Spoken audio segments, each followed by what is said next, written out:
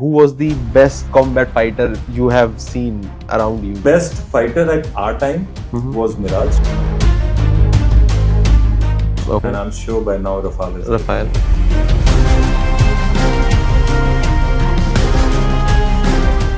How lethal is it? It's extremely lethal, extremely stealth.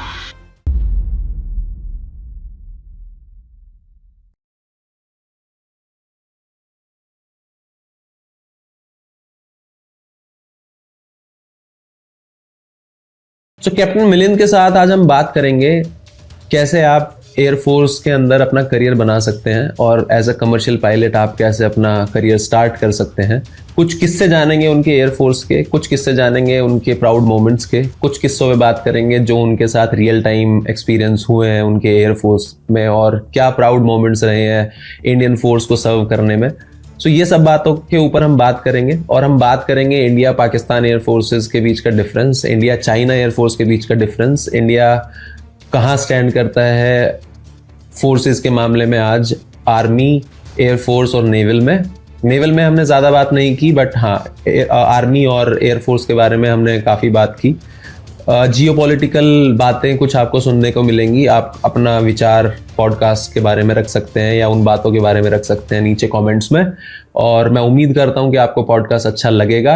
आइए start करते हैं हमारा आज का पॉडकास्ट कैप्टन मिलिंद के साथ। सो thank you so much captain Milind आज हमारे साथ ये पॉडकास्ट करने के लिए। और मैं हमेशा से ही ना एयरफोर्स, मतलब पर्टिकुलरली एयरफोर्स और फोर्सेस की तो रिस्पेक्ट है ही, बट एयरफोर्स में जाने का मेरा खुद बहुत मन था।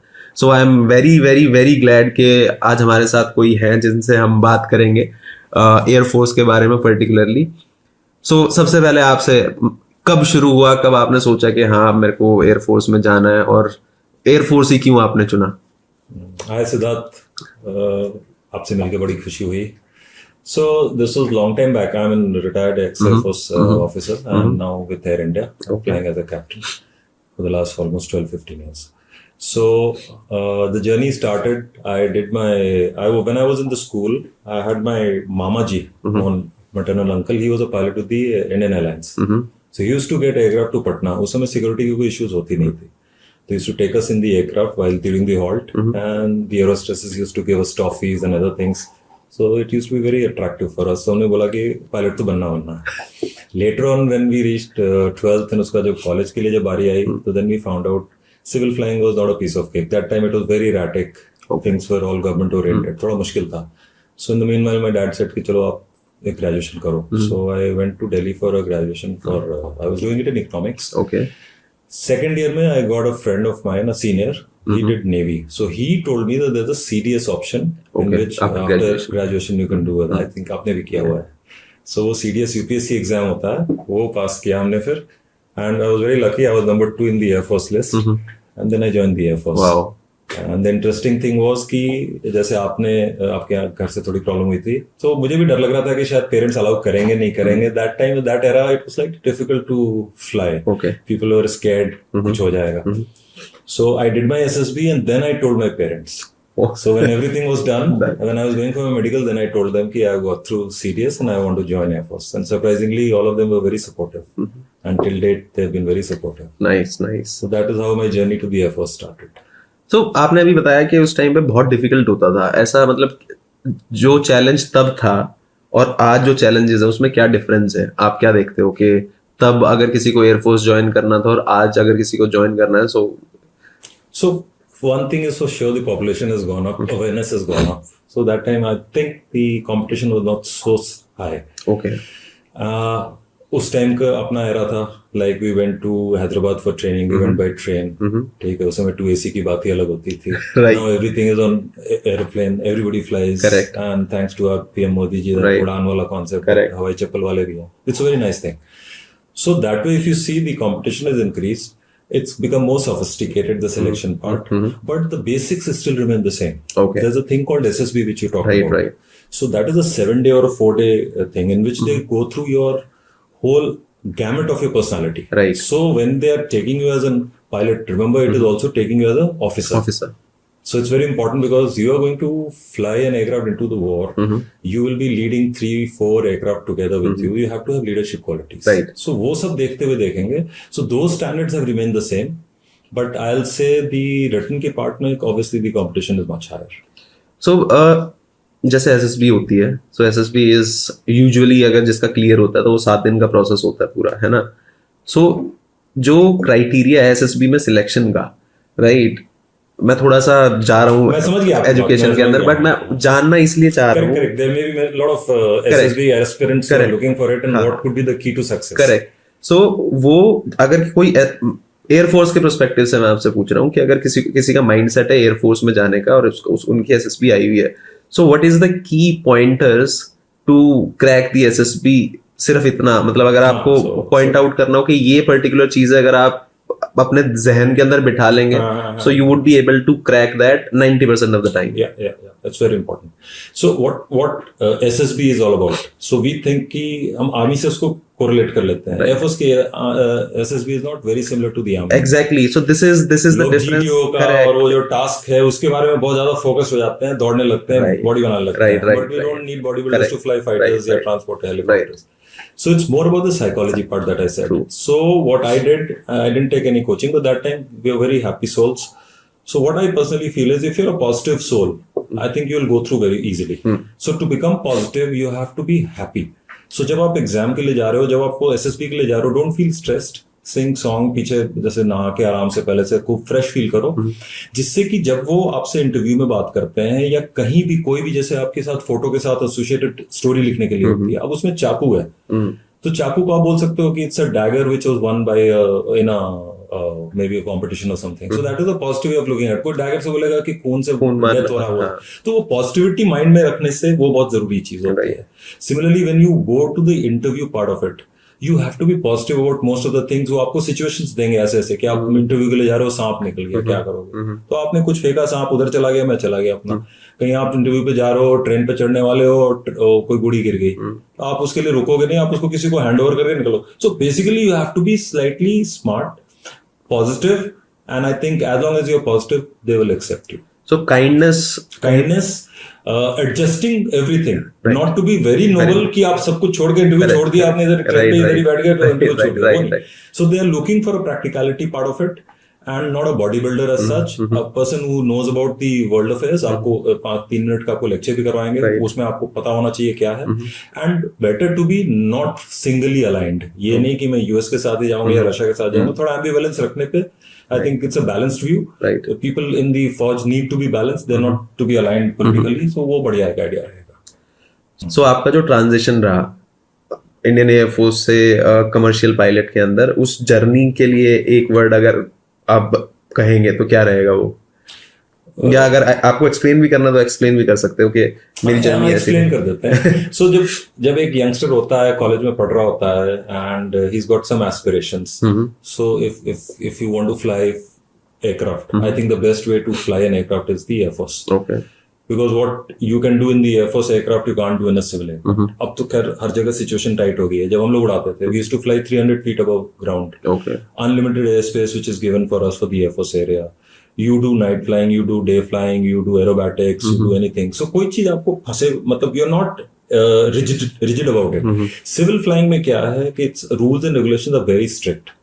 So like if you are flying from Delhi to Bombay, you have to fly a particular route. You have to fly a particular level. It may seem a bit boring for a youngster. Okay. So my aspiration was to fly. So initially I enjoyed my Air Force journey, and thereafter when I thought, as you keep growing in the Air Force or any other Air Force, अब ज़्यादा desk job आपकी बढ़ती जाती है. Okay. You keep growing. Like I became the commanding officer of a tanker squadron, which was a new thing, which we'll talk about it later. So subsequently, the pressure of the desk is such that you are unable to fly. Later on, I was Coup Chandigarh. Okay. So Coup means Chief Operation Officer of the base. So you have to arrange and ensure all the assets, which may include helicopters, transport aircraft, small aircraft, जो जहाँ जा रहा है, जिसकी जो problem आ रही है, लेह थॉयस आपके लद्दाख में कुछ प्रॉब्लम आ रही है, वहां पहुंचाना है. ये सारी चीजों को देखने के टाइम पे then you don't have time to fly. Right. So I had my senior boss was very benevolent. Okay. So at least I had a bargain ki every first morning 4 o'clock flight I will do to Leh, come back and then do my desk job. Okay. So you get detached from flying. So if you want to continue flying, then civil is a very good way to come out of it and then continue. Plus the wealth of experience that you have there, you can share it with the youngsters when you're here. Like I'm a trainer in the airline also. You can share with them, you can keep talking about them and teach them. So that kind of a journey. In one word, if you say, I had a very satisfying, my dream was this and I achieved my dream. Okay. So it was like first fly Air Force, enjoy the life and thereafter come to civil. Live a serene, sedated, comfortable life. I fly and the door closes. I play my badminton and squash. Wow, alright. So और पहली flight कब ली आपने? सबसे पहला plane कब उड़ाया आपने? So it's very surprising. So the best thing I could do was I used to drive a scooter, one of my cousin's scooter, Bajaj Super was it. From there we migrated to straight away jet aircraft, jet Kiran Mark 1. Wow. So that was a journey, and I had a very nice, very benevolent instructor called R.S. Sodhi. He was very kind to us. So we were 3 pupils. So from there we started on a jet which takes off at around 200 kilometers per hour. Okay. Did all aerobatics, everything from there. So that is where the journey started from there. So I just forgot your question. What was it exactly? So when was your When first did you flight? fly? So this was 1988. I did my graduation. 89 I started flying. 89. 4 years So it's before. almost 35 years now Yeah. that I've been in aviation. Close to 17,000 hours, 9,000 in the Air Force. Wow. Okay. और acrobatics कैसा होता है? मतलब aerobatics, sorry. तो aerobatics में Aerobatics. वो अभी आपसे जस्ट इंटरव्यू के पहले आपसे बात हो रही थी. सो एरोबैटिक्स इज वेरी इंटरेस्टिंग. मतलब मेरे को बड़ा फैसिनेटिंग लगता है कि वो जो भी कर रहे होते हैं. हाँ, so it's basically a training because tomorrow when you go in combat, अगर आपकी लड़ाई होती है, so the enemy will try to attack you, the enemy aircraft will try to catch you and they might shoot you down. दो धीरे-धीरे इसकी relevance कम होती जा रही है, but basically a fighter pilot is a fighter pilot. So all maneuvers are there basically to use when it is required to be evasive. Right. So अगर आप और to get into a position to attack him. So it's exactly like the match that you saw between Alcaraz and Djokovic. Right. कि दोनों एक दूसरे को manoeuvre करते हैं और Correct, कैसे correct, इसको correct. पटका नहीं देते हैं. Yes. So it's something like that. So what we teach in basics, so there are basic aerobatics like loop, barrel roll, roll of the top, all these things. So in this, a cadet or a pilot gets used to different maneuvers of the aircraft, feels very comfortable in the all envelope of the aircraft. So tomorrow when he needs it, he can use partly this, partly that, and maneuver in order to attack or in order to evade the attacker. Okay. That is the thing. सो एक particular जो time span होता है कि इस particular age तक you can be A fighter pilot, right? वो particular age होती है एयरफोर्स में या See what happens is, in a way it happens that way, but ऐसा कोई लिखा हुआ नहीं है. जैसे क्रिकेट के अंदर अगर आप जैसे एज होती 38 जाएगी हो तो गया. आपको बोल दिया जाएगा. हाँ, so what happens there is it's not age related, but it is rank related. Okay. So what happens the moment you start gaining in experience, both flying experience as well as your age and the service in the years in service, Yeah. you continue getting promoted. Okay. So the moment you get promoted to flight lieutenant or a squad leader, your role changes. Okay. So let's say flight lieutenant हो तो आप 4 aircraft के साथ ही रहोगे, may be उसके साथ या उसके लीडर हो गए या उसके जूनियर हो गए. When you become a squad leader, obviously then you are a leader of that whole squad. Okay. Then when you become a wing commander, then obviously you become the commander of a squadron. Okay. So a squadron may have around 10-15 aircraft, may have around 60 pilots. Okay. A small squadron may be having 40. A large one may have even 100 pilots. Wow. It all depends. Transport aircraft, like the one in which I was there, it had around I'll not name the number of aircraft, but we had almost 120 pilots or so. Okay. So a larger aircraft can have. So when these responsibilities come to you, you're not only responsible for flying, you're responsible for their career growth. Growth as You're well. responsible for the aircraft maintenance. You're responsible for the exercises that are going across. Right. A lot of international exercises that Air Force is undertaking. Correct. You have to choose and pick for a youngster that is he an instructor? Can he become an instructor? Right. Can he go for this course, that course? So obviously your flying reduces. Right. So आप जो बोल रहे हो age related, it is inherent in the system that the moment you keep growing, your desk job increases. Obviously you're slowly out of the flying. So the last rank that a person flies is when he's a CO. Okay. When he flies quite a bit. Okay. Thereafter, like I was a coup or anybody becomes a chief operation officer, which is of the base, or he becomes the AOC, air officer commanding of the base, he will fly maybe 2 flights, 3 flights a month, or maybe 3 flights a quarter. Okay. And when he comes to command level, they fly maybe once a year. So it's inherent there. Okay. So मतलब क्योंकि जितना focus मेरे को लगता है कि एक fighter jet को उड़ाने के लिए चाहिए होता है, and the muscle memory is also required, I think, yes, है ना? physical so fitness is physical fitness is required, Yes.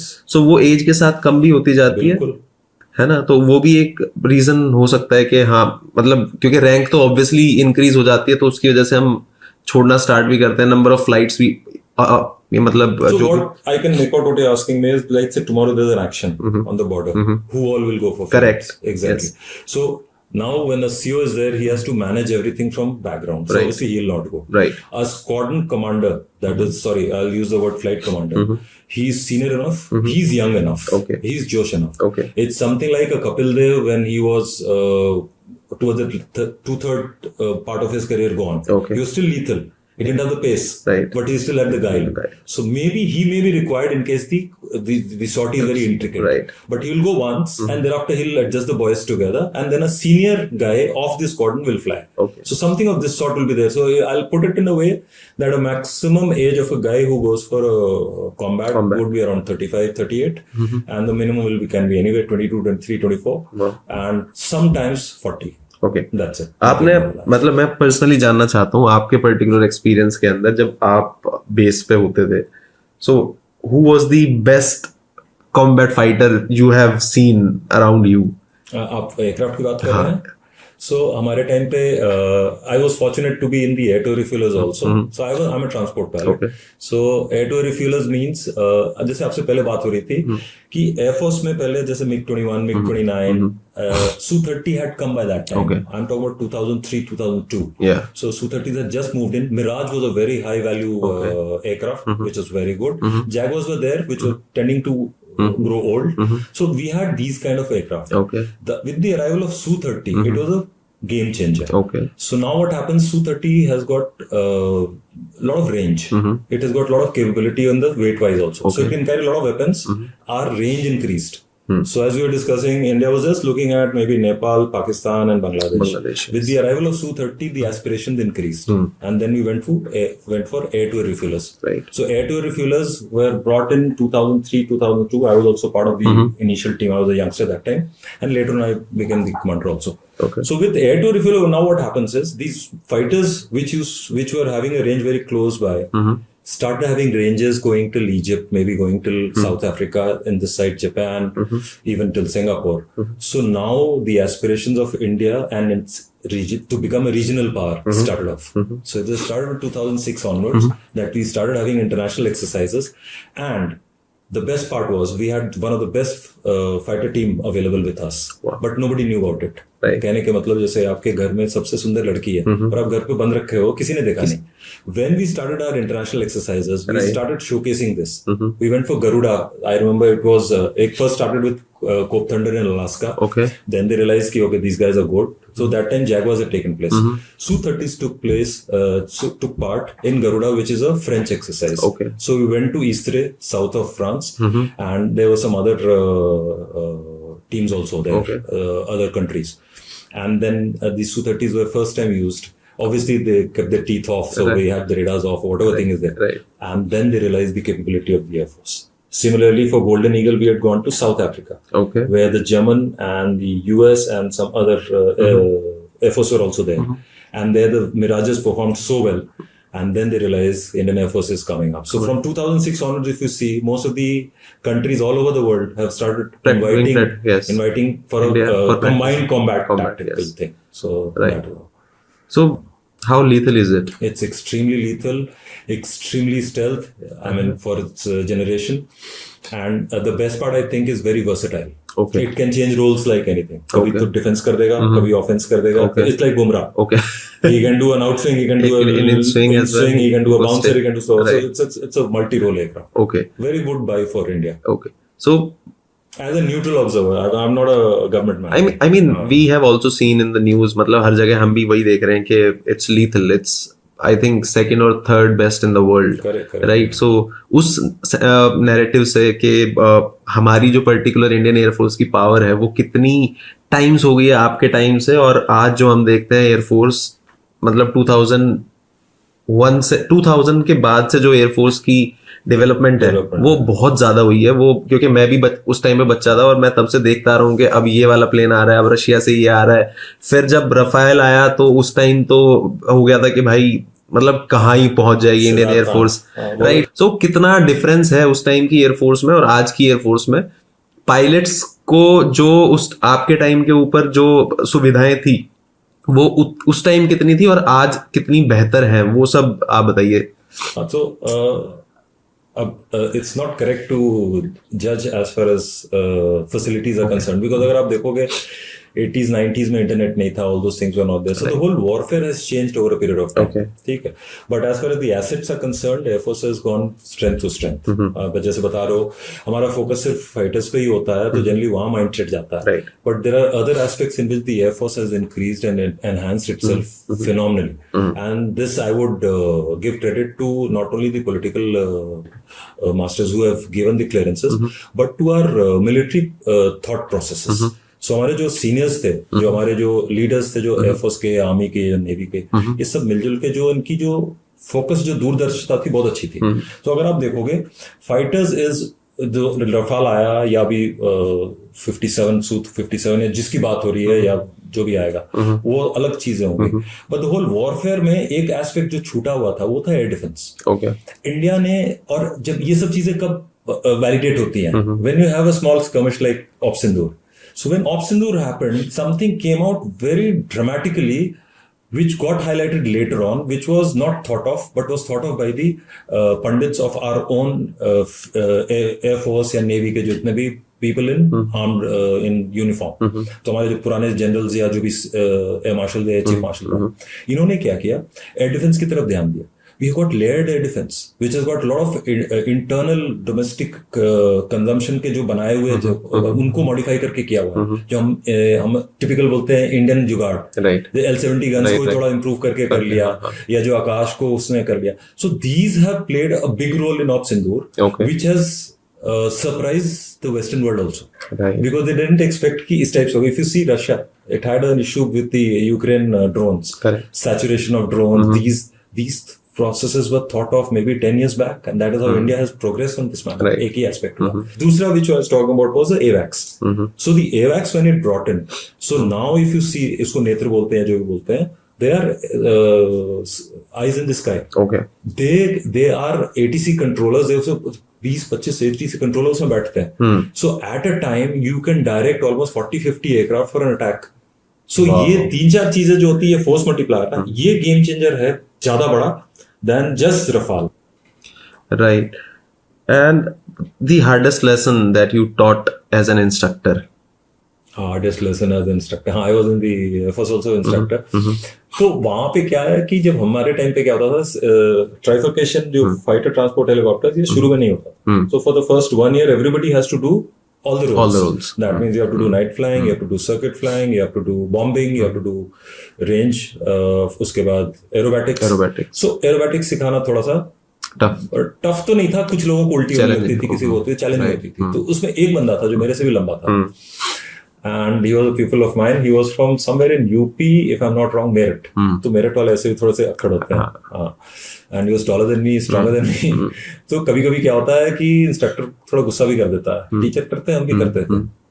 So इसको he didn't know anything about aerobatics. इसको बिल्कुल नहीं पता। So that is the only student of mine जिसको जैसे parade में बोलते हैं 1 2 3 लेफ्ट 1 2 3 राइट, ऐसे करके मैंने उसको एरोबैटिक्स सिखाया। He was very good in other flying, in the sense navigation, night flying, circuit flying. तो उसमें जैसे मान लो आपको बैरल रोल करना, बैरल रोल में ऐसे करके कैसे जाते हैं, उसको मैं बोलता था, okay as you pitch the nose, check on the G meter, 4.5 G, 4G, count 1 2 3, then start putting on bank. Okay, now count 7 and then you go on the back, check out here. So it was a very parade-like thing, but that was the toughest job. I still remember that student, and he's doing very well. Okay, he's in the Air Force and he's doing very well. और difference, अब majorly बात अब हम पाकिस्तान और India के बारे में अगर करना चाहें कि जो एयर फोर्सेस का डिफरेंस है, हम कितना ज्यादा आगे हैं उनसे आज के टाइम में। अगर सपोज करो आज दोनों एयर फोर्सेस आप आमने सामने हैं, सो कितना टाइम हमें लगेगा टू रैम्प इट डाउन, मतलब कंप्लीटली, मतलब जैसे अभी हमने देखा कि ज्यादा टाइम लगा नहीं। आपकी क्वेश्चन समझ गया मैं। सबसे पहले मैं ये बोलूंगा कि ठीक है, मैं नेक्स्ट फौजी, India and Pakistan actually if you see we are brothers and sisters, Right. एक ही कंट्री से निकले हुए हम दो भाई हैं। Over a period of time जो भी हिस्ट्री से या फिर अंग्रेजों ने या जैसे भी whatever is the reason एक एनिमोसिटी कवर करती है। Right. अगर if you go to Pakistan personally, if you meet those, जैसे हम we used to go foreign में कभी कभी ऐसे अपने पर्सनल विजिट पे गए, we have met Pakistanis, they are very nice and everybody feels for each other. So actually animosity होनी नहीं चाहिए in this present world in which अब वो वाली स्टोरी खत्म हो गई कि मैं आपको मार दूंगा। Now everybody is looking towards economic prosperity. Right. Even Pakistan I am sure is looking for economic prosperity, but उसमें कुछ मिलिट्री एलिमेंट्स है जो इसको चाहते हैं ऐसे Right. करना। अब जब स्ट्रेंथ की बात आती है तो अब तो आसमान जमीन का फर्क है। अच्छा। But what I can still say is with the latest weapon that they're getting from China, they have learned a lot of lessons for this.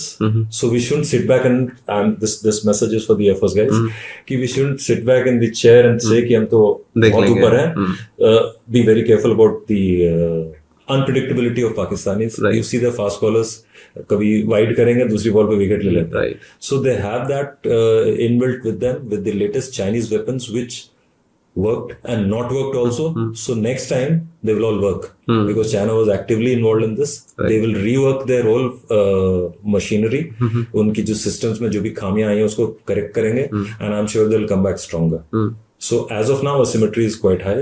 So एक छोटी सी बात बोलता हूँ मैं, जैसे मेरे आपसे दुश्मनी नहीं है पर मैं आपको सबक सिखाना चाहता हूँ। मैं रात में आया आपके घर में, आपके बेडरूम पे आया, आपके बेडरूम के बगल में वहां से वो तोड़ दिया, बाथरूम का नल तोड़ के मैं चला गया। The indication is people are talking कर ये तो मार ही नहीं पाया। If I have just broken your runway and it has been a 3 meter or 10 meter diameter, I could have dropped a bigger bomb and I didn't want to escalate the thing. Correct. I just wanted to send a message. Right. आपकी system खराब है, मैं आपके घर में आ सकता हूँ, आपके रूम में आ सकता हूँ, मैं चाकू आपके चेस्ट पे मार सकता था, but I didn't do it. I just did it. India never wanted escalation, so that is why. But it's a strong message to Pakistan where they stand right now. That is why during the Sindoor only उन्होंने अपनी headquarters shift करने का नाम ले लिया। कौन करता है आज के तारीख में? Right. And what is the situation with China? देखिए मुझे छोड़े हुए Yeah, I understand. 12 years हो गया, so I will not be able to give you the details, but we keep meeting our old friends. In fact, हमारे जो course-mates हैं, they are doing very well. Right. All of them have become air marshals, जो continue किए और जो होनहार थे. So what we gather from them is, see, China has made sea development, मतलब multifold उसकी improvement हुई है in the decade between 2000 and 2010.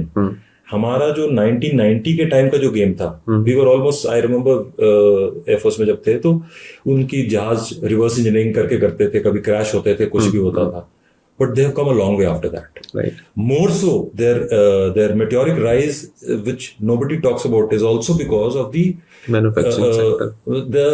Not manufacturing only, the Western manufacturing happening in China. वो जो उन्होंने चोरी, I will not use the word, but जो भी उसको प्लकेट कर लिया, उसको वहां से इन्फॉर्मेशन ले ली। जैसे आज अपन लैंड रोवर आप भी बना रहे हो, हम भी बना रहे हैं, आपको देखो टाटा को फायदा हो रहा है गाड़ी। So that technology which they have managed to get across has changed the whole dynamics. So the dynamics changed because जो चाइनीज लोग थे वो वेस्ट गए, उन्होंने चीजें सीखी, they came back, हाँ, they came back, whatever it was, and they started doing it there. Also, US invested in China.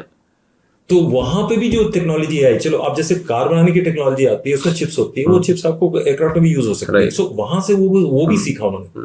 तो दोनों चीजें हुई, थोड़ी सी एक्सचेंज हुआ, थोड़ा उनके आप घर जाके चले गए तो आपको वहां की टेक्नोलॉजी मिल गई। So the same thing which they are faltering earlier has become very well. In fact you will be surprised, navy में तो they are almost equal to another 3-4 years they will have another carrier. So they're taking on US like anything. So Navy is much faster than the Air Force. That has happened. So we have to be very careful about that and very measured about it. How about army force, army of China? Army. देखो army में तो अभी गलवान हो गया, दिख गया. So whatever equipment you give to somebody, there's a pact that we will not use weapons in that area which was there. So which both of them हमने Western media doesn't know what it is. जैसे कि इस जमाने में वो लाठी से लड़ रहे थे. Right. They don't know कि what was the pact on that. Correct. So weapons are not used. It's very nice. But अगर आप देखोगे तो आर्मी में जोश बहुत इंपॉर्टेंट होता है, एक्सपीरियंस बहुत इंपॉर्टेंट होता है। Whatever you say, the negative side of terrorism or whatever it is, our army is बिल्कुल war bred. चाहे वो नॉर्थ की सेक्टर हो जाएगी, जम्मू कश्मीर एरिया हुआ, या ईस्ट में इवन जो नागालैंड एरिया है, it's very very, I have talked to my SF friends, it's very, they say it's more brutal than in the north. Okay. So ये सब की जो एक्सपीरियंस इनको हो रही है real time, this helps them. They are very strong emotionally, mentally and spirit wise, which was shown in Galwan. Right. इन्होंने बताया नहीं कितने मारे हमने, अदरवाइज मारेंगे तो 3-4 टाइम निकलेगा. So जो बैटल में जब होती है, so it is not only the weapon, it is the spirit which matters. as well, yes. So I think we have far more experience and far, तो army wise तो we are very good. Air force में थोड़ी material की मामला आ जाता है. Navy में अरिहंत के आने से हमें कितना फायदा हुआ है? नेवी में भी एसिमेट्री है. I will be candid enough to say that, but we are catching up fast. Okay. हमारी जो needs है with this government, it's coming up very nicely. Okay. So जो aspirations Indian Navy की है to be a regional power, at least Indo-Pacific, उसमें कुछ तो presence होगा. So उसमें हमारे को submarines very important है. choke points, Malacca, all these places, with China थोड़ा सा घबराता है उससे. Otherwise, if we see from the पूरा ocean point of view से, we are still some time to go. अभी US and China are way ahead. It will take some time. Okay. Maybe 10 years, but we are on the track also. I mean, जिस तरह की हमारी visions हैं. I was with Navy also for 1 year. I did a naval high command course. So उसमें we got a peek into naval. In fact, हमारे जो अभी जो naval chief थे Hari Kumar, he was our commandant there. We used to play badminton together. So they are on the right track. Okay. They have demanded quite a bit from the government, and I'm sure part by part it's coming up.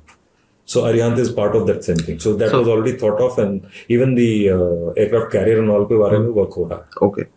So अभी तक हमने जितनी बात की आपसे वो सारी आपकी एयरफोर्स की जर्नी की रही है ना. और एक और मैं आपसे सवाल लूंगा, मतलब एयरफोर्स के टाइम का आपका. So how big is India's role in global air training? हाँ, तो एयर ट्रेनिंग की ऐसा है कि शुरू में अगर आप जानो तो we had instructors from Air Force going to Iraq also. Okay. A2 instructors.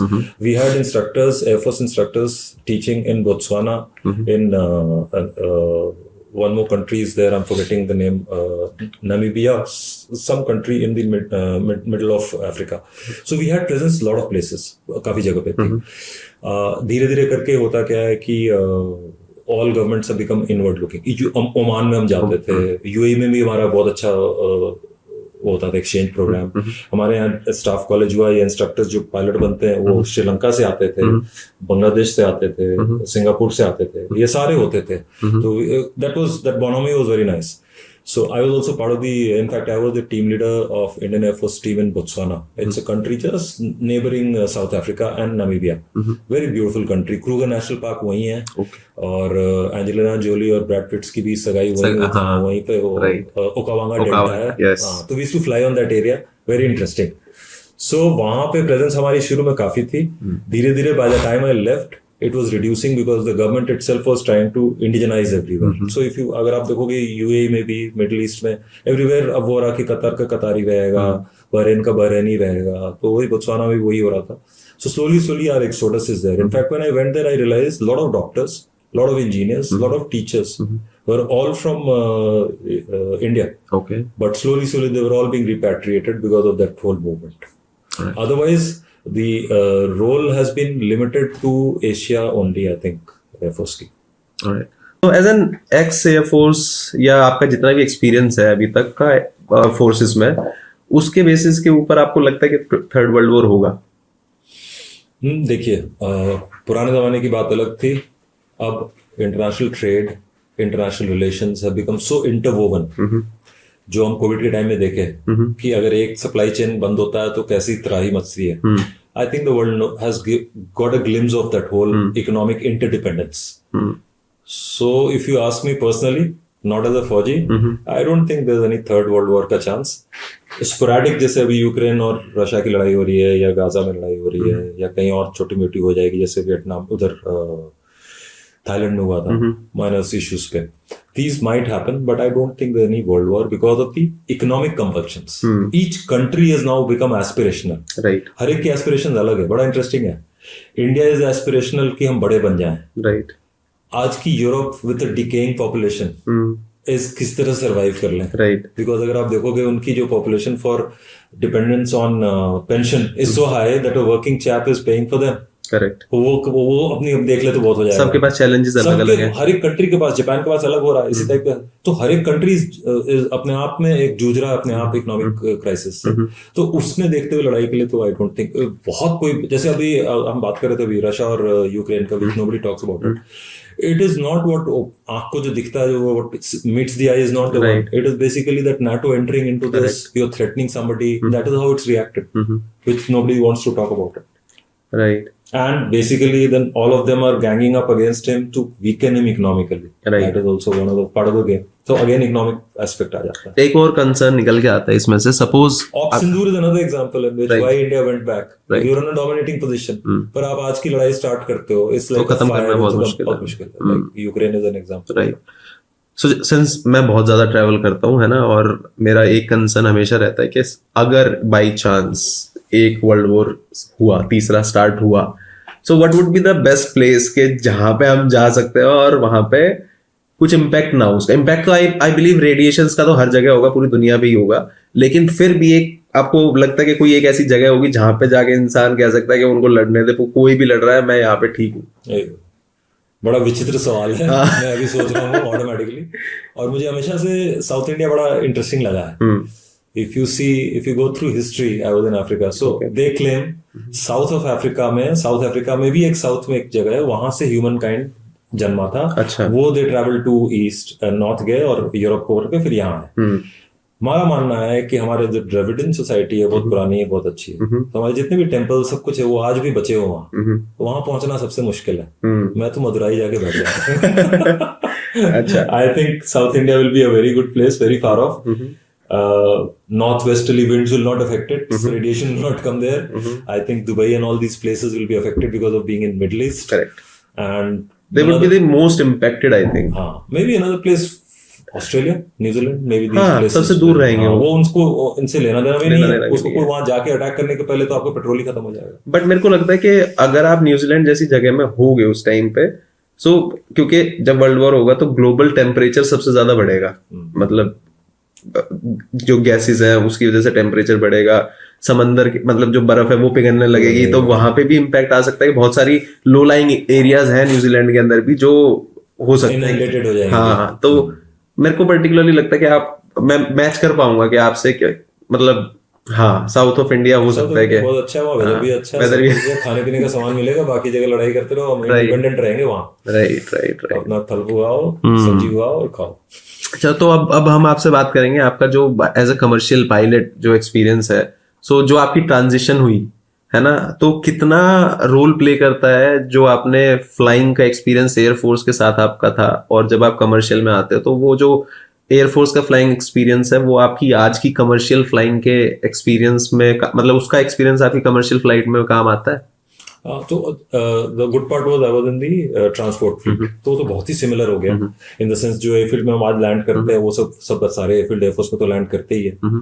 So the advantage from military to civil में बहुत एडवांटेजेस होता है. Even if a person is from fighters, सबसे बड़ी एडवांटेज होती है एसए की, जो इंग्लिश में बोलते हैं SA means situational awareness. You been in air, so आप हमेशा ही आपकी अवेयरनेस बहुत हाई होती है. राइट. बिकॉज अगर आप फाइटर भी उड़ा रहे हो या हेलीकॉप्टर उड़ा रहे हो, ट्रांसपोर्ट उड़ा रहे हो, कौन सा जहाज कहाँ पे है, क्या है, मेंटल पिक्चर बनी रहती है. राइट. रोड पे आप चलते हो तो लाइन में चलते हो, एयर में बहुत सारा डेविएशंस होती है, तो वो आपकी पिक्चर होती है कौन कहाँ क्या है, वेदर कैसा है. Weather is always the same whether you're in a helicopter transport or a fighter aircraft or an airliner, तो आपको ऐसे ही इम्पैक्ट करती है. सिमिलरली आप जब ट्रेन को एंटिसिपेट करते हो, जैसे आप हिल्स में उड़ रहे हो, ईस्टर्न हिल्स जो हमारे जो आसाम उधर की जो मेघालय की जो हिल्स है वो डिफरेंट है, वो अलग चैलेंजिंग है. उनकी वैलीज बहुत नैरो है but hills are smaller, so performance of the aircraft is not an issue. Whereas the hills in north are very high, average height 20,000 25,000. Engine failure होगा, प्रेशराइजेशन फेलियर होगा, बहुत डिफिकल्ट है handle करना जहाज. तो इसकी चैलेंजेस अलग है. But you have faced all this before, only the aircraft has changed. It's like आप फरारी से आप सीधा एक मर्सिडीज पे आ गए, रोड पे वही चलाने का तरीका है, बंदे आपके सामने आके खड़े हो जाएंगे, वो all those things are there. So that advantage is there. In fact शुरू में airlines other than Air India, some of them were slightly reluctant in taking Air Force pilots. Later on, they realized that even if he's from any other stream, he brings about a lot of experience, situational awareness, and now they're accepting it. So transition into captaincy is based on type of experience, but straight away in the cockpit, they're always helpful. Okay. Boeing और Airbus में कौन सा better plane है? So I उड़ाने के हिसाब से मैं फ्लाई एयरबस करता हूँ, तो ऐसे सुनने में लगेगा कि I'll be biased because the aircraft that I flew. So I'll take a neutral step. हमारे यहाँ I was in Go Air earlier and now in Air India. So when Jet Airways sat down, a lot of pilots came from Jet Airways. They were all Boeing. So they converted onto Airbus and Go Air join करके. फिर Go Air बैठ गया. So all of us moved on to Air India, Indigo और other Akasa. Akasa is a Boeing aircraft. Okay. Jet Airways के मुश्किल से 2-3 pilot Akasa गए, बाकी सारे एब्जॉर्ब्ड हो गए इंडिगो और एयर इंडिया में, क्योंकि इंडिगो भी बोइंग एयरबस दोनों एयरबस उड़ाते हैं. तो इसका जवाब आपके हाथों में है कि जो बंदा बोइंग और एयरबस दोनों उड़ाया, he chose Airbus. Obviously it is a better aircraft, it's more comfortable, I'll not say comfortable, it's more ergonomically better off, stress levels are lesser. सो अगर आपको ज्यादा चीज ऑटोमेटेड होती है तो अच्छी चीज नहीं है, बट उसके बाद आपके पास सिचुएशनल अवेयरनेस के लिए टाइम होता है. ओके, वो होता है. सो एक पर्टिकुलर चीज, पहला तो ये कि अगर आज किसी को कमर्शियल पायलट बनना है ना, तो उसके लिए क्या जर्नी रहेगी? मतलब 12th के बाद एक पेपर होता है ना, उसके बाद आपको अकेडमी ज्वाइन करनी होती है. सो वो अकेडमी के अंदर जो वेट लिस्ट, अकेडमी ज्वाइन करने के बाद भी जो वैकेंसीज है फॉर अ पायलट, उसका टाइम बहुत ज्यादा है ना. क्योंकि मैं कई बारी सुन भी रहा था, देखा भी कि 5 साल 10 साल तक तो आपके पास वैकेंसी नहीं आ रही थी. अब क्योंकि एयरलाइंस इतनी ज्यादा आ गई है तो उसका टाइम थोड़ा सा कम जरूर हो गया, but it's still not a easy path to be a commercial pilot in India. वो क्यों है? सो इसको let's break down and start from the beginning. So it starts from how much vacancies are there in the airlines. So that means how many airlines, and are they expanding? Right. Are they getting more orders? Have they given more orders? Are they getting more aircraft? Right. Current situation ये है, orders तो बहुत सारे हो गए. Because of the supply chain disruption during COVID, अभी भी supply ठीक नहीं हो पा रही. Right. There's a Riyadh Air coming up. Right. Which is being MBS का किया हुआ. वो तो स्टार्ट ही नहीं हो पा रही है ना शायद. वही कह रहा हूँ कि मतलब it is वो 2-3 साल से हो रही है. Right. उसकी जो पे पर्क्स है, everybody, all pilots are looking up कि मैं वहीं जाऊँगा. But it is not starting. Similarly, now if that starts, the suction starts. So all the UAE के जो एयरलाइंस है उसमें से पायलट्स जाएंगे, फिर यहाँ से वहां सक्शन होगी. तो पहले तो वहां होगा. दूसरा, हमारे यहाँ खुद air India and Indigo have given huge supplies orders. Nothing is coming up. If it starts coming up, यहाँ सक्शन होगा. सो when they ordered, they planned their training accordingly. Right. तो ये दोनों के दोनों airline run their own schools also. Right. Indigo का अपना school है, एयर इंडिया मायामी में इंडिगो का शायद. दोनों जगह वो भेजते हैं. अच्छा. So इस फ्लाइंग के लिए they have 2 or 3 places where they send their cadets. And similarly, Air India has also got. It has also got different places. Okay. It depends on how much of vacancy where. Like I think Bangkok side भी भेजते हैं, Singapore side भी भेजते हैं, उधर भी भेजते हैं. So it based on कितने बंदे. What I'm saying is कि जो orders हुए उस हिसाब से इन्होंने स्कूल में अपनी भर्ती तो शुरू कर दी. But when the aircraft are not coming up, the glut is coming up. What you're talking about कि लोग आ गए, सीख लिए, वेट कर रहे हैं, नौकरी नहीं मिल रही है. ये प्रॉब्लम है. तो ये तो हो गए जो लोग स्कूल ज्वाइन कर रहे हैं. स्कूल ज्वाइन करना आसान नहीं है. It is anywhere from 1.2 to 1.5 crores. Yes. So not every one of us can afford it. Right. So people who can't afford that and are very aspirant to become pilots, what the other route is, जो आप बता रहे थे, different flying schools हैं हमारे, जैसे बठिंडा में है, उसके बाद खजुराहो में है, बरनाला में है, काफी जगह है यहाँ पे, करनाल में है, फिर देन अपना एक ग्रुआ अपना ही है. सो इन सब स्कूलों में आप जाके फ्लाइंग शुरू कर सकते हो. साथ के साथ सीपीएल का एग्जाम दे सकते हो. तो सीपीएल का exam is like every 6 months और एवरी 8 months जो भी होता है वो होते रहता है. And it has got few number of subjects which you have to pass, which you talked about. तो वो करके आप कर सकते हो. ये फ्लाइंग खत्म करने के लिए या यहाँ करो जिनके पास थोड़े पैसे हैं या जिनको थोड़ी जल्दी है, they go to New Zealand, they go to Miami, they go to US, they go to Sharjah, जहां भी होती है वहां से वो बेसिक सीपीएल कर लेते हैं। सीपीएल करके खत्म नहीं होता। जैसे आपने एक ड्राइविंग लाइसेंस ले ली, अब वो खत्म नहीं होता। क्या आप एलएमवी चलाओगे या आप स्कूटर चलाओगे या आप ट्रक चलाओगे, ये डिसाइड करने के लिए फिर एक और करनी होती है। तो पुराने जमाने में CPL pass and you these airlines when they had their vacancies they used to take your exam, they used to convert you on a different type. जैसे आप मर्सिडीज चलाना है तो मर्सिडीज की ट्रेनिंग लोगे, ऑडी चलानी है तो ऑडी चलोगे, मारुति चलानी है तो उसकी सीखोगे। तो वो होता था। अब क्या होता है, because there too many pilots, they are expecting you कि आप ये भी काम करके आओगे। ये अलग 20 से 40 लाख के बीच में पैसे लगते हैं। So once you do CPL, the boy comes to India, now he chooses a place to go where he learns, इसको बोलते हैं टाइप रेटिंग। या तो आप एयरबस सीखोगे या बोइंग सीखोगे। So let's say I am doing Airbus, I will go to Sharjah, I will go to Spain, जहां भी आपको जैसा मिलता है 20 से 40 के बीच में ये हो जाता है। वो करके आप आते हो। पुराने जमाने में स्टेट मिल जाता था, अब वहां भी अड़चन है। So many people, it's like UPSC, और वहां एग्जाम होती है। तो हर एक एयरलाइन अपनी एक एग्जाम लेती है। तो पहले तो रिटन होता है, you have to qualify written, then you have to do a viva, right, and then you are selected. So out of 500 maybe 50 70, this is how the vacancy goes. Rest of the people they keep doing their job whatever they doing. In fact अभी मैं training कर रहा था, एक मुझे मिला बंदा 38 year old, computer mechanical engineer हो गया। बोला सर मैं कर लिया, उस समय कुछ दिक्कत आई, नहीं कर पाया, and he continue to do his family business. और अभी जाके वो स्टार्ट किया फ्लाइंग, बिकॉज अभी उसको वैकेंसी मिली। Very intelligent guy. अगर फिजिक्स हो तो बड़ा अच्छा रहता है, फिर डू बेटर। आपकी रीजनिंग बहुत स्ट्रांग हो जाती है ना फिजिक्स की वजह से, और इसमें कॉन्सेप्ट ज्यादा क्लियर होता है। इन्वॉल्वमेंट बहुत है फ्लाइंग में, it's the bedrock of flying actually. Engines में भी आपको फिजिक्स चाहिए, एरोडायनामिक्स में भी फिजिक्स चाहिए फ्लाइंग के टाइम, राइट। और what is the proudest moment of your entire career और of your life about yourself, कि मेरे को इतना प्राउड हुआ ये चीज करके या ऐसा करने के बाद? मतलब serving in the forces is itself a proud moment. वो I understand, right. I can feel that. मेरे घर में बहुत सारे लोग हैं, so I feel proud on them कि इतने लोग इतना अच्छा कर रहे हैं। But what is particular thing that you felt proud of yourself? इसमें मैं दो पार्ट में चेंज कर दूंगा। एक तो प्राउड मोमेंट आपने बोला जो कि करियर वगैरह से रिलेटेड होता है। एक और चीज होती है जो आपके जो बोलते हैं indelible print on your mind which remains. तो एक हादसा हुआ था मेरे साथ एयरफोर्स में, ऑलमोस्ट क्रैश कर गए थे, बच गए थे। तो वो उसको मैं अलग से कवर करूंगा और ये करूँ। सो प्राउड मोमेंट सबसे पहले जैसे आपने बताया कि जब मुझे विंग मिली और एयरफोर्स एकेडमी डुंडीगल का था, मेरे पेरेंट्स आए थे। उस जमाने में पटना टू हैदराबाद फ्लाइट एक ही होती थी, and my father was very scared of flying, but he took that flight because he had no छुट्टी, so he came। तो वो सबसे प्राउड मोमेंट है, बिकॉज आपकी एक करियर स्टार्ट हो रही है और वो भी इतने शानदार, राइट। और मेरी किस्मत इतनी अच्छी है कि मेरी पोस्टिंग फर्स्ट में दिल्ली यूनिवर्सिटी का था, और दिल्ली यूनिवर्सिटी में ही पोस्टिंग हुई, और मेरे पास बुलेट होती थी, मेरे सारे मित्र होते थे, मजा ही अलग था। तो that was very nice। You still have that bullet? Sorry to interrupt। So I kept it for almost 22 years। Wow। And then one of my student was after me, so he took that bullet। So it was a 89 vintage। अगर आपके पास आज होती तो आज मैं लेके जाता। 2012 में it was very heavy। Wow। It was very heavy। I remember बड़ा मजा आता था उससे, because वो पुरानी जो बुलेट चलाने की फील है। Anyways, हाँ। और उसको हम लोग जहाज में लेके चलते थे। मैं पटना जाता था तो अपने जहाज से उतार के घर जाता था, स्टाइल मार के फिर। Anyway, so वो हो गया मोमेंट। अदरवाइज एक वायुसेना मेडल होती है, काफी फेमस होती है, काफी अच्छी चीज होती है, विच आपके या तो आपने कोई शौर्य का काम किया वो, या फिर you done a very good job about yourself. तो चीफ कमेंडेशन, वायुसेना मेडल, ये सब मिला। These are all you feel good about it।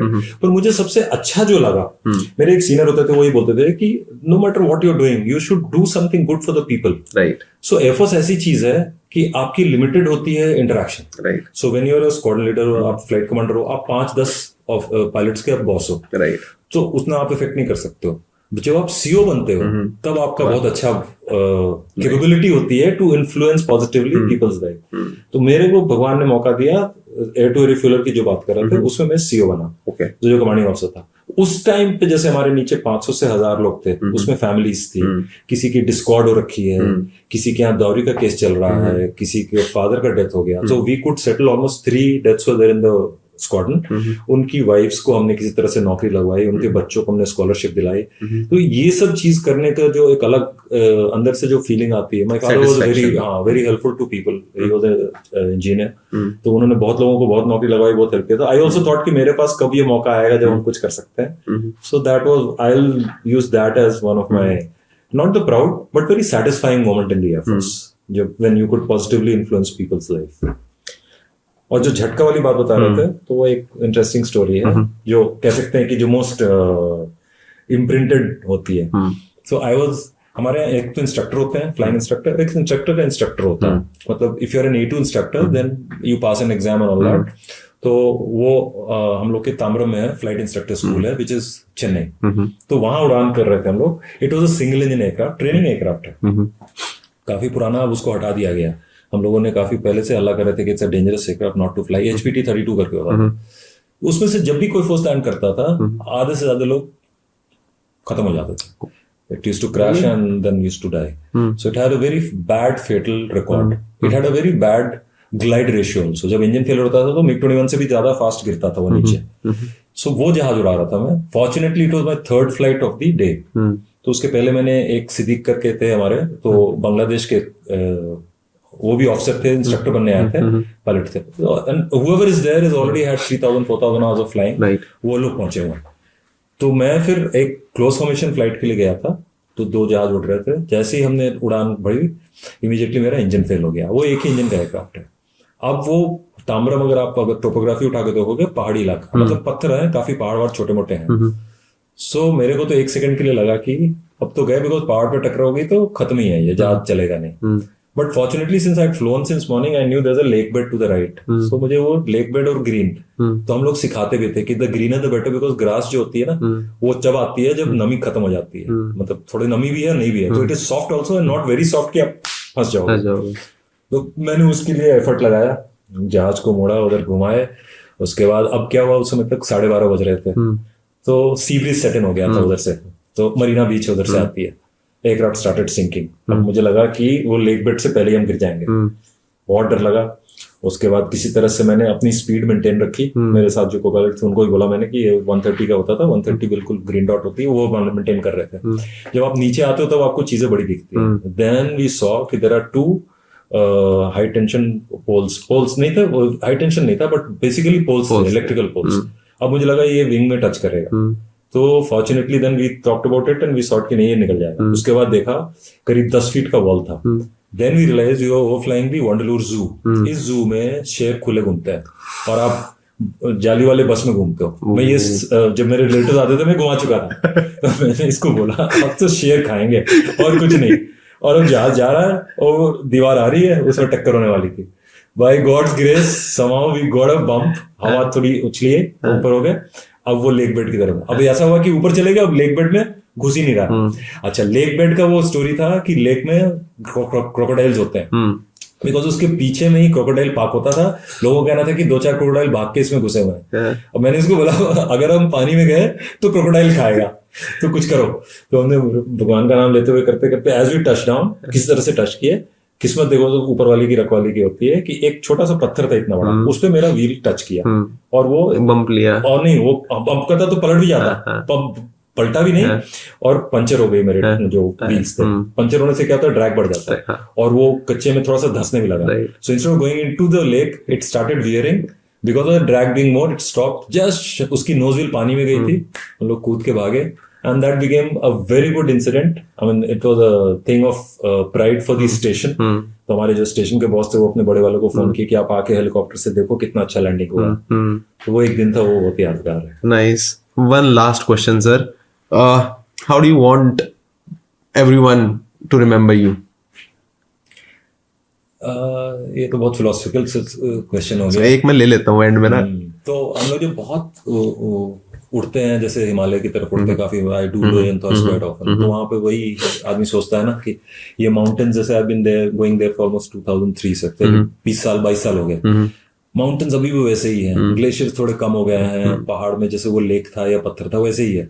तो थॉट प्रोसेस जाता है कि ये सदियों से ये पहाड़ वैसे ही है. लोग कैलाश आने के लिए ह्यूमन नेचर होता था, ऋषि मुनि पता नहीं कितने करोड़ों साल से लोग आ रहे हैं जा रहे हैं. तो मनुष्य सोचता है कि हम अपनी एक हस्ती बना के जाएंगे, वो याद रखेंगे. May be 10 years 15 years Nehru के नाम याद रखेंगे, मोदी का नाम याद रखेंगे, 50 साल उसका कौन रखेगा? नहीं, कोई नहीं रखेगा. सो मैं ये सोचता हूँ कि शरीर नश्वर है, You're not here to make a name for yourself, but live a good life so that nobody gets disturbed by you. Help everybody जिसको भी हो सकता है. जितने लोगों को positively influence करो उतना अच्छा है. खाओ पियो मस्त रहो, बैडमिंटन स्क्वाश खेलो, ऊपर निकलो. All right. So thank you so much, sir, again, to accept our invitation and being very thoughtful about the country and taking good care of us when you were serving and now as a commercial pilot, right? So thank you very much and hopefully हम दोबारा भी मिलेंगे, right? दोबारा जल्दी से आएंगे और एक और पॉडकास्ट आपके साथ जरूर करना चाहूंगा मैं. बहुत सारे क्वेश्चंस और चीजें होती हैं जो रह जाती हैं, है ना, क्योंकि अभी आज हमने बिल्कुल ही 100% मेरे को लगता है कि हमने गो विद द फ्लो वाला रख लिया. जो क्वेश्चंस हमने बनाए थे वो टच भी नहीं कर पाए, है ना. वही कह रहा था कि सिद्धार्थ यू सो नाइस. आपकी बॉडी लैंग्वेज और जो बात करने का तरीका इतना अच्छा है कि आदमी हम लोग बातों में कहां से कहां पहुंच गया. Thank you so much. So thank you so much sir. Wish you all the success to you also. Thank you so much. Bye. तो जैसे हर उड़ान की एक लैंडिंग होती है, हमारा आज का पॉडकास्ट भी कैप्टन मिलिंद के साथ यहीं पे खत्म होता है और मैं उम्मीद करूंगा कि कैप्टन मिलिंद की कहानियां हमारी जिंदगियों को आज कम से कम एक नई उड़ान देने में कुछ मदद करेगी. आज का सफर यहीं खत्म होता है और नए किस्से और नई सीख हम आप तक पहुंचाने की कोशिश करते रहेंगे. और अगर आपको हमारा आज का पॉडकास्ट पसंद आया हो तो लाइक, शेयर और सब्सक्राइब करना ना भूलें, क्योंकि इससे हमें हौसला मिलता है, हमें मोटिवेशन मिलती है कि हम और अच्छे गेस्ट को आप तक ला सकें, उन जानकारियों को आप तक पहुंचा सकें जिससे आपकी जिंदगियों पर कुछ इम्पैक्ट पड़ सके. अच्छा, कोशिश करेंगे कि हमेशा हर पॉडकास्ट से एक अच्छा इम्पैक्ट आपके ऊपर हो. आपके लाइक, फॉलो और सब्सक्राइब में आप जानते भी नहीं है कि कितनी ताकत है. तो अगर आपको पॉडकास्ट अच्छा लगा हो तो आप हमें कमेंट करके बता सकते हैं कि कौन सा पार्ट सबसे अच्छा लगा आपको. कहानियां आती रहेंगी और हम जरूर जानना चाहेंगे कि आगे आप किस बारे में पॉडकास्ट चाहते हैं, कोई एक पर्टिकुलर गेस्ट जिसको आप बुलाना चाहते हैं, क्या टॉपिक पे आप बातें सुनना चाहते हैं. सो ये सब आप हमें कमेंट में बता सकते हैं और लाइक, शेयर एंड सब्सक्राइब कर सकते हैं अगर आपको हमारा पॉडकास्ट आज का अच्छा लगा हो तो. बहुत बहुत धन्यवाद.